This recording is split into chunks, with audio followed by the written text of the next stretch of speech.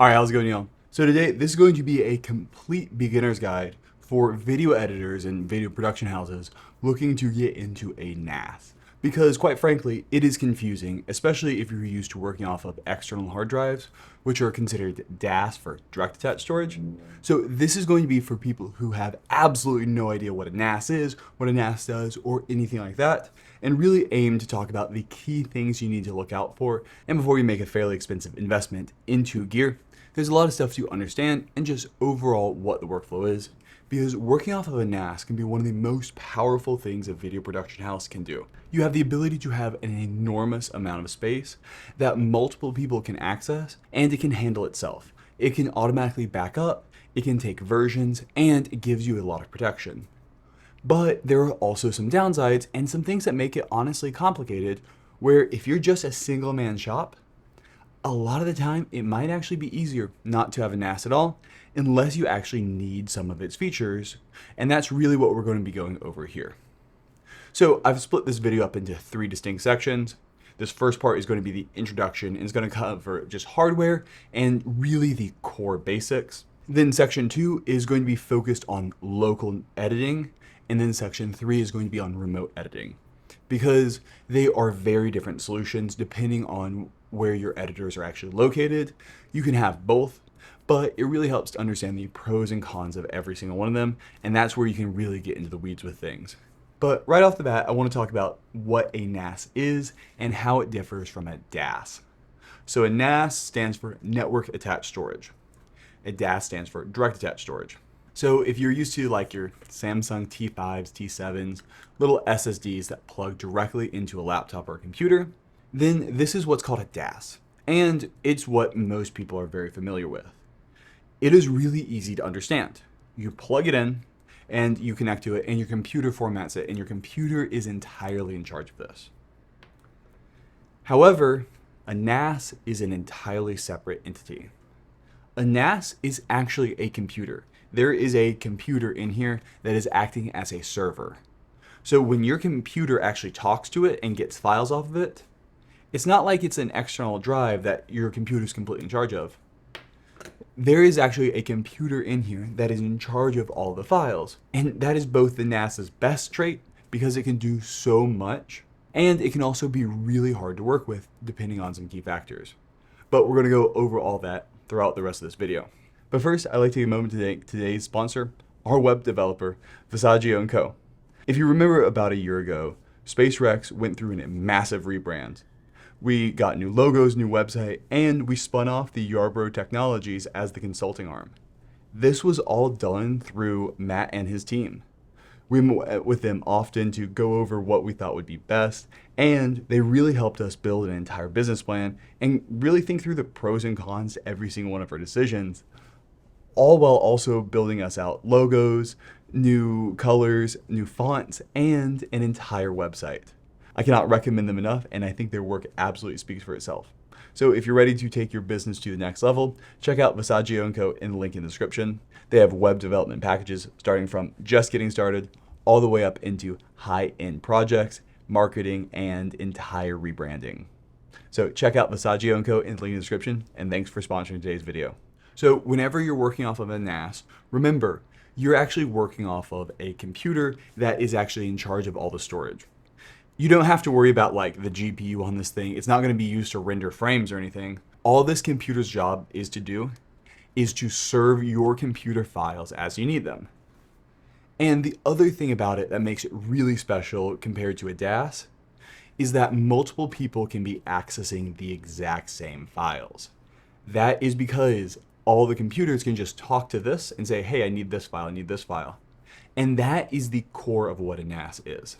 The real advantage of having a NAS is the fact that multiple computers and devices can access the exact same data at the exact same time. So if you've got multiple video editors and you're using Premiere teams, you can actually have multiple people in the exact same Premiere clips, in the exact same Premiere project, and people can check in and check out different sections, all while not having to copy any files to their local drives. There are so many features like that that give everybody the ability to have a single source of data that is the truth. You don't have to spec every single person's workstation with a 16 terabyte NVMe because you need to make sure they've always got enough storage to handle your project and constantly dealing with syncing back and forth and copying files around. No, with a NAS, there is one source of truth for all of your files, and that lives on here, and that is the real benefit of it. And that is why pretty much every single large video production house, everything is NAS, because now there's just a sole source of truth, and you know everybody's always working on the most up-to-date version, and you don't ever have to worry about, oh hey, I actually have this special clip that I downloaded and it's on my computer. No, everything just lives on here. So that is really what I want you to remember whenever we're talking about this. And also why, if you are just a sole editor, a NAS might not be that necessary for you. Quite honestly, a SSD and a good backup solution can be a lot cheaper, faster, and easier to work with if you don't need any of the really nice features of a NAS. So I do want to keep that in people's minds. While I'm a huge fan of a NAS and I use it for all my video editing workflows, if you're just a single person working off of a single computer and that's how you like to work, a NAS might be overkill for you, especially if you're not super tech savvy. All right, so that is the overall kind of just general introduction to what a NAS is. And we're gonna go ahead and show it in the rest of this video on just how you're interfacing with it. But the next thing we kind of want to talk about is our hardware. And hardware is where you kind of live and die by a NAS. And everything's going to come back to one key thing: how fast your network connection from your computer to the NAS is. If you're used to working off of like external SSDs, think of it like the USB protocol. Trying to edit off of a USB 2 SSD is going to be insanely slow. The exact same thing is true if you're using something like Wi-Fi. So whenever your computer is talking to the NAS, it is talking to it over the network. And for most people, the two ways you talk over a network are either using Wi-Fi, which is fast for the internet, but very slow compared to something like a NAS, which can be very, very, very fast, and wired Ethernet. And so if you are trying to edit and work directly off of a NAS, which you really probably want to get the real advantage of it, you need to be able to be hardwired into the NAS somehow or another. So when we talk about wired Ethernet, there are really 3 different speeds you'll actually see on a daily basis and that you'll actually look at. And they're just measured in what is called GBE or gigabit. Don't worry about it too much. Essentially, there is 1 GBE, 2.5 GBE, and 10 GBE. For the vast majority of video editors, 2.5 GBE is fast enough to play back pretty much any footage. This is really key whenever you're opening up a timeline and hitting play. And if the network speed is too slow, you will get missed frames. It'll stutter. The exact same thing happens if your external drive that you're editing off of is too slow.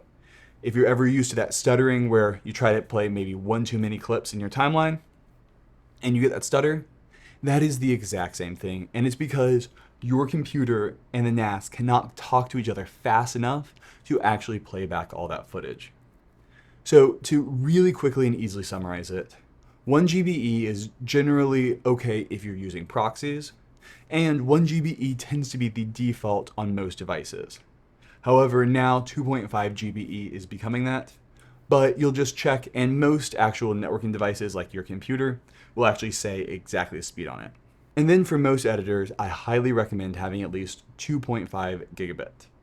So you can get fairly inexpensive switches like this that are 2.5 gigabit, and most NASs now come with at least 2.5 gigabit built in, because that is the single most important thing to how fast your connection from your computer to the NAS is that networking speed.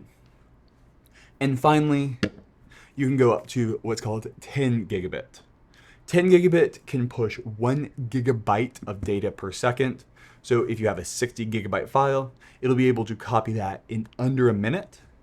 And it is by far the most expensive of the protocols, but it is becoming more and more common. If you're using a laptop, there are adapters for 2.5 and 10 gigabit. And as you can see, this right here is a 10 gigabit adapter, and you can see it's very chunky. So for laptops, I generally recommend 2.5 GB, but I cover that in other videos. But really, that is the core of the networking side of things. So you got 1 gigabit, which is about 120 megabytes per second, 2.5 gigabit, which is about 300 megabytes per second, and 10 gigabit, which is about 1 gigabyte per second. So just like how your actual USB-C is measured, the exact same thing is true with networking. And whenever we're talking about that networking speed, the real speed you get is essentially the slowest thing in the path directly from your computer to the NAS. So this right here is a 10 gigabit switch. This NAS has a 10 gigabit card on the back of it. If I plug this 10 gigabit card into this 10 gigabit switch, now this switch has a 10 gigabit connection to the NAS. But if I plug a 2.5 gigabit adapter from my computer into the switch, now essentially my computer can talk to the NAS at 2.5 gigabit speeds. So you basically look at that path, and whatever the slowest thing is that goes directly from the NAS to your computer, that is how fast your effective speed will be.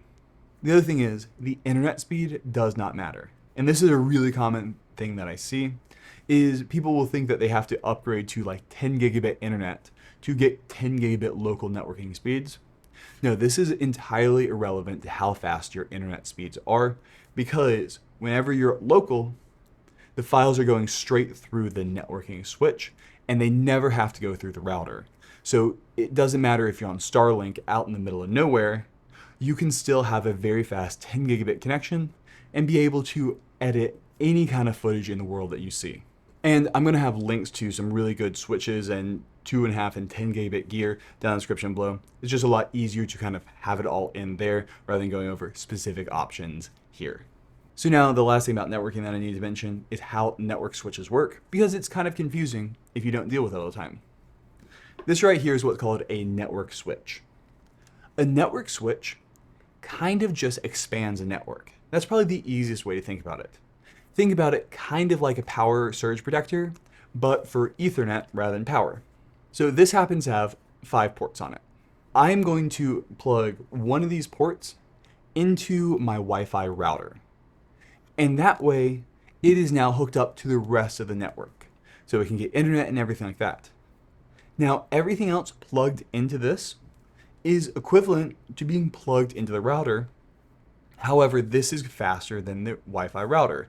So that is why you use a network switch and you get more ports. So always remember to make sure if you get a network switch, it has to be plugged in to the rest of your network. So that way everything can talk.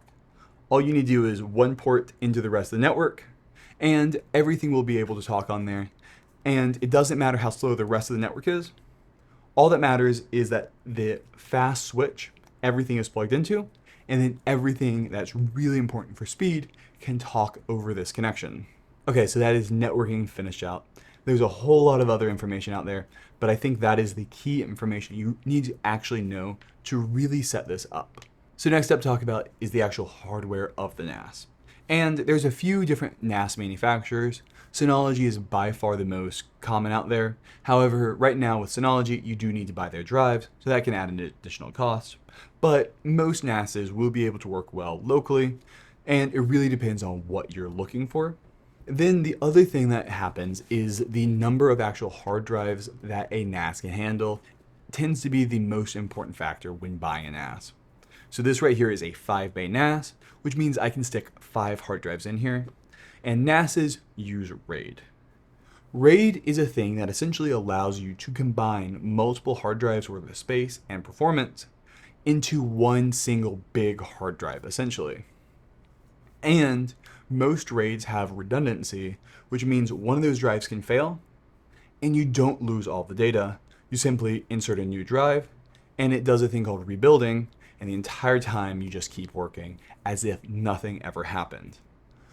It is not a backup. It's still important to have a backup, but RAID helps you not have to shut your entire studio down because you accidentally lost a drive.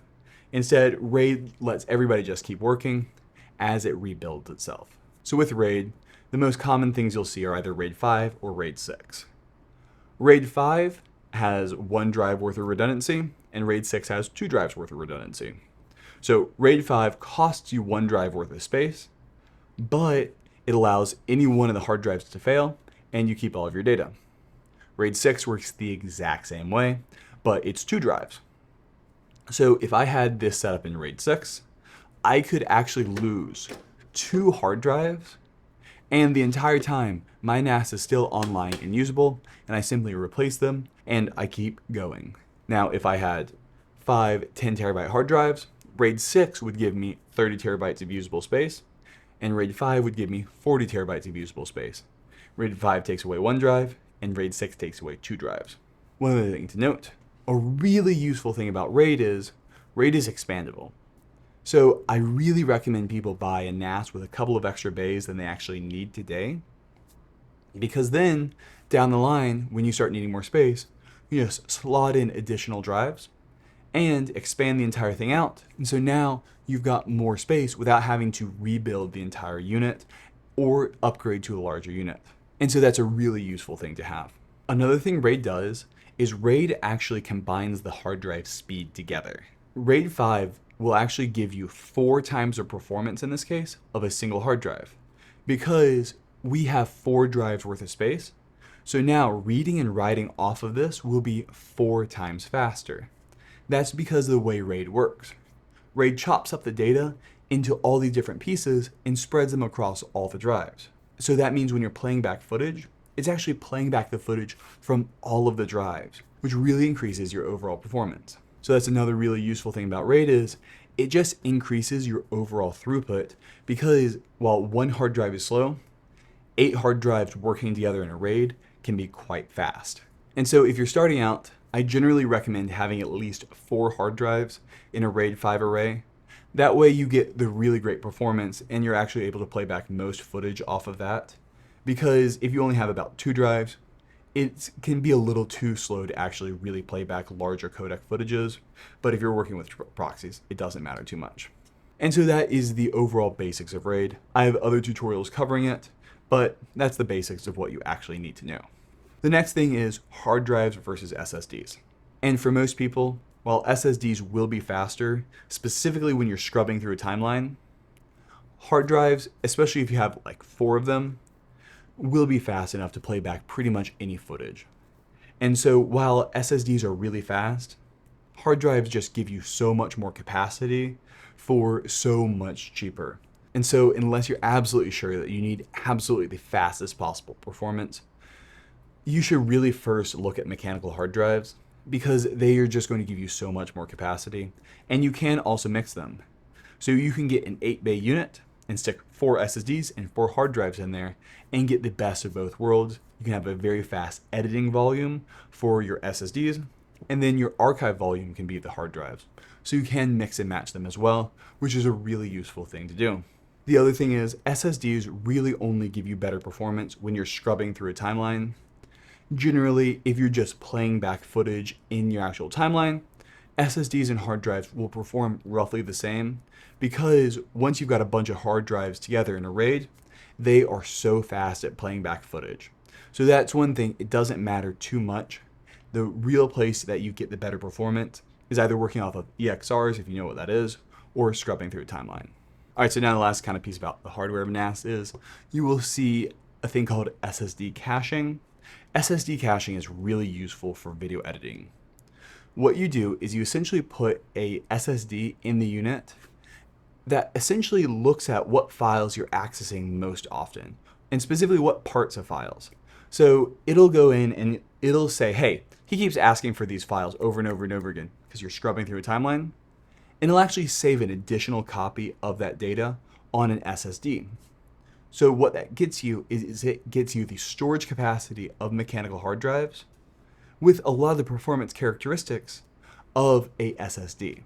So it can be really useful, and it's fully automatic. You don't have to tell it which files to put in the SSD cache. It's all done automatically for you, and it just kind of watches what's going on in the background. So definitely something to look at for most video editors. Okay, so that's it for the basics. Now I want to go into the 2 key differences when you're really talking about setups, and that is how to use a NAS with your local editors And then the part 3 of this will be how to use a NAS for remote editors, as that can be a lot more complex. So I'm going to go ahead and get this thing hooked up, and we're going to check it out on my laptop, and we're going to go over first those local editors. All right, so now I'm on my computer, and we're going to take that first look at setting up a local video editing setup, which is by far what's most common, and quite honestly, what all of the software is designed to work best with. So right here, I'm on my local network, and in macOS Finder, it'll just show up in your sidebar right here. Same thing with Windows. Then once you click on it, put in your username and password for the actual NAS. Then you will see it mounted. On macOS, it'll show up in your sidebar right here. If you go ahead and hit your settings in Finder and show connected servers on the desktop. And in Windows, it'll show up in actual Windows File Explorer as what's called a mapped network drive. And so with Windows, you set up as a drive letter, and then it is essentially acting as an external hard drive that everybody can work off of. So normally, if I want to get the best possible performance, I would be hardwired in with 10 gigabit. But in this case, I'm just over Wi-Fi. So I'm just going to go ahead and open up one of these projects. And as you can see, it acts just like a actual direct attached storage, just an external hard drive. But it is shared. And so that means if I close this Final Cut Pro library, I can immediately open it on my desktop right here without any issues whatsoever. We're going to open up the project. So right here, I can actually just play this all back and see it. It's going to be a little bit slow because I'm on Wi-Fi. But this is essentially how you can operate. It all is very, very, very simple. And whenever your computer's connected, it can just open them on up. Now with Final Cut Pro, the way this works is only one person can have a project open at a time. And so if I tried to open it on my desktop right here, or if my wife tried to open it, she would not be able to. It would say, hey, this is in use by another person. Both DaVinci and Premiere have options for having multiple people in the same shared library at the same time. And it works very similar to this. So this is pretty much exactly how it all ends up working whenever you're working off of a NAS. We can just go ahead and close out of it and open it right up on a separate device. Anyone on the local network can see the NAS. They then put their username and password in, and they're able to connect. Their transfer speed is dictated by really two different things: how fast their network connection is and how fast the NAS and the drives are. With a 10 gigabit connection, you'll oftentimes be saturating the speed of the drives. And with a 2.5 gigabit connection, you're normally going to be saturating the actual network connection pretty easily, both of which tend to be fast enough. But when you're working locally, everything is really easy. Everything is shared, and you just store all of your assets on the actual NAS. So that way, everyone's computer can reference the exact same files whenever they're connecting and just get the best possible performance. And nobody ever has to track down, oh, hey, somebody saved this thing and it's actually over here now, and needs to figure out where it is. Having everything on the NAS makes it so much easier, and that is really how it's meant to work. This is over what's called the SMB protocol, but for the most part, whenever you're setting up your NAS, you don't need to worry about it too much. There's guides I've set up for Synology and some other NAS operating systems that you can check out. But for the most part, if you're working locally, it's all pretty much plug and play, and you can be off to the races really quickly. All right, so that's for local editors. Really easy, as you can see, it's plug and play and everything just kind of works. Now let's talk about remote editors. And this is where stuff gets really complicated really quickly. Because when you're not on the same local network as the NAS, you're never going to be able to play footage back directly from it. It takes a long time to go over the internet to your NAS and come back. When you're on the same local network, it's sub-millisecond. So it's easily able to pull back 60, 120 frames per second. When you're over the internet, we're talking about probably 50 times the amount of latency. And so it just becomes really hard to ever be able to play back footage directly from the NAS. So instead, what you do is you actually send the footage to the editors in one way, shape, or form. The easiest way to do it is to use a syncing software. Synology has what's called Synology Drive. very similar to how Google Drive works, but there's options for everything there. Essentially, with remote editors, if you want them to be fully remote and work off of their computers, you will have them sync down the footage they need to their computers. Now what happens is they play back the footage from their local SSD. And what the syncing software does is it makes sure if they change something on there, they update the project, they add a new clip, it makes sure to sync it back to the NAS and vice versa. The most important thing to remember whenever you're doing this is your upload speed wherever the NAS is really important. If you have fiber, your upload speed is going to be so fast, you pretty much don't have to worry about it in most cases. However, if you've got cable often only gives you about 40 megabit up, which is about 4 megabytes per second. So let's say you've got a project that's a terabyte, it's going to take you nearly 3 days to send them those files. However, with fiber, we are talking within less than a day. We're talking about 3 hours. That is the massive performance difference when it comes to fiber optic internet and coax or cable. With cable, you generally have very fast download speeds, at least fast download speeds available to purchase. However, your upload speeds tend to be very slow. With fiber, they generally give you what's called a symmetric connection. So you have 1 gigabit up, you have 1 gigabit down.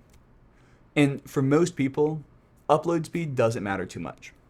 As long as you've got something over about 30 megabit, you're unlikely to notice because unless you're uploading massive files to work, it's pretty rare that you actually upload files, especially large ones. The majority of the time that you're doing stuff at home on the internet. So that's why with cable internet, they give you a very fast download speed, and they can advertise a fast download speed, and just have a very slow upload speed, kind of hidden behind. However, with fiber, because of the nature of how fiber works, it's just as easy for them to give you a symmetric connection in most cases, and so that is the great thing about it.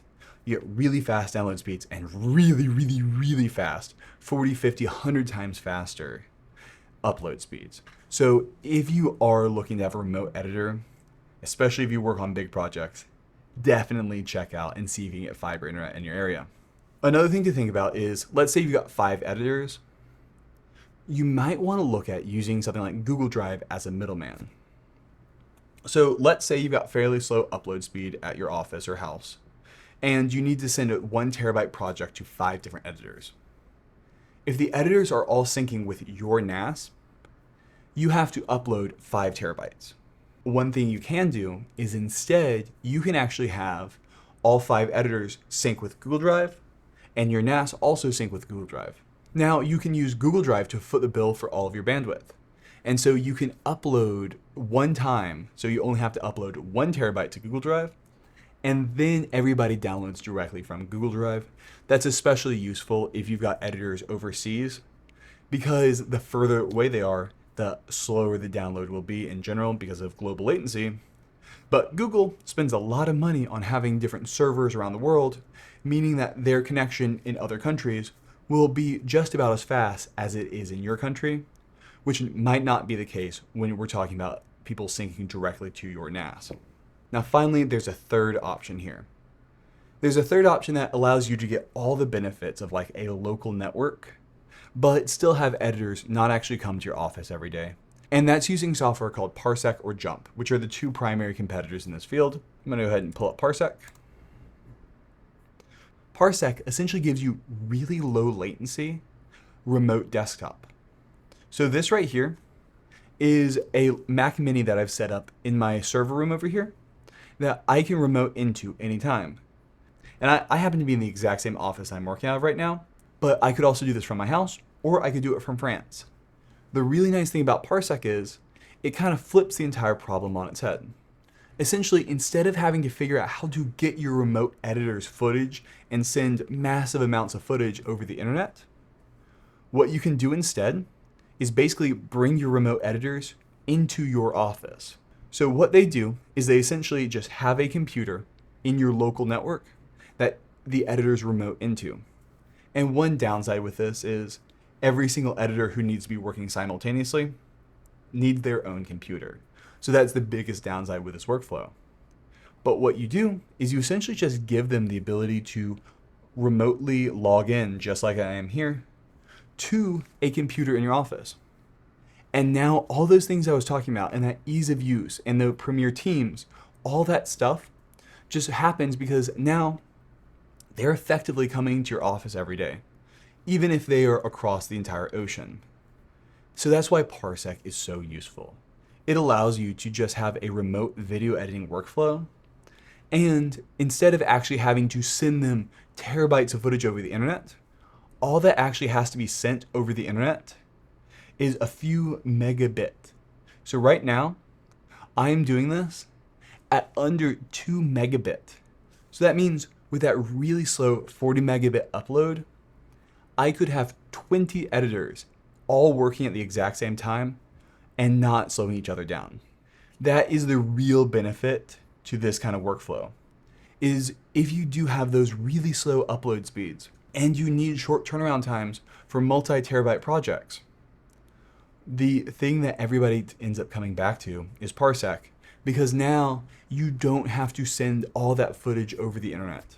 You just have to send a video stream to them, and they work directly as if they're in your local network. So that is the brief touch on how to work with remote editors on a NAS.